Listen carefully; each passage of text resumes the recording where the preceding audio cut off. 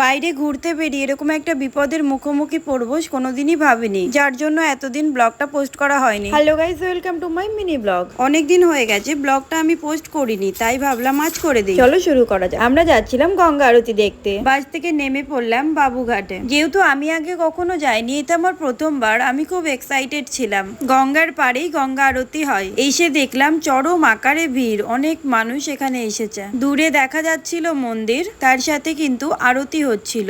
আচ্ছা, এবার আমার মুখে না, তোমরা নিজেদের কানে আরতি শুনে নাও।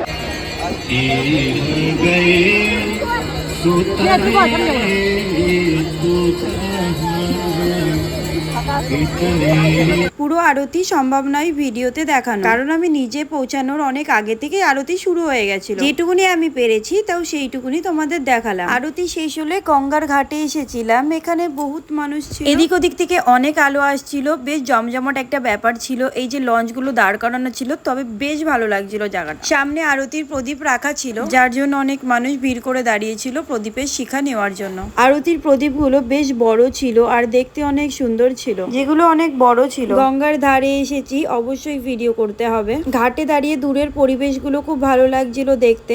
আশেপাশে অনেক লঞ্চ দাঁড়িয়ে ছিল আর সেগুলোই অনেক সুন্দর লাইটিং করা ছিল। লঞ্চগুলো দেখে এতই সুন্দর লাগছিল, আমারও ইচ্ছা হয়েছিল লঞ্চে ওঠার। লঞ্চে ওঠার আগে আমি দেখতে চলে গেছিলাম বাবুঘাট ব্রিজ। এই ব্রিজটা খুব সুন্দর। এই ব্রিজের সামনে দাঁড়িয়ে অনেকগুলো ফটো তুলেছিলাম আমরা। সামনে দিয়ে পাপড় যাচ্ছিল, তাই পাপড় নিয়ে নিলাম। এখানে কাকিমা দাঁড়িয়েছিল প্রণামী দেওয়ার জন্য। ঠাকুরকে প্রণাম করলাম, কিন্তু এটা খুব ভয়ঙ্কর ছিল। আমি ঠিক বুঝতে পারিনি যে এটা কিসের মূর্তি ছিল। আচ্ছা, কেউ জানলে আমাকে জানিও তো ওটা কিসের মূর্তি ছিল। তারপরে উঠে পড়লাম লঞ্চে উঠে দূর দূর পর্যন্ত যাই দেখছিলাম, সুন্দর লাগছিল। আর সামনে ছিল হাওড়া ব্রিজ, যেখানে আমরা যাচ্ছিলাম। লঞ্চে উঠে ফটো ভিডিও করার সময় একটা অদ্ভুত জিনিস আমাদের চোখে পড়েছিল, কিন্তু সেটা যে কি ছিল লঞ্চে যারা ছিল কেউই বুঝতে পারছিল না।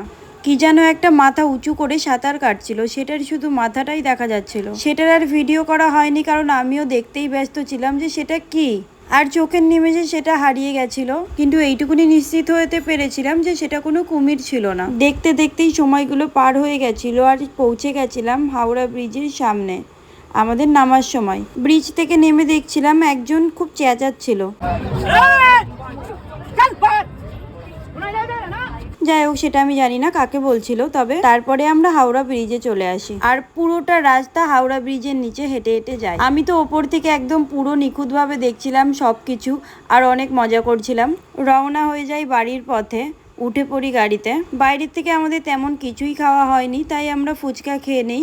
আজকের ব্লগ এইটুকুনি, আবার দেখা হবে নেক্সট ভিডিওতে। টাটা।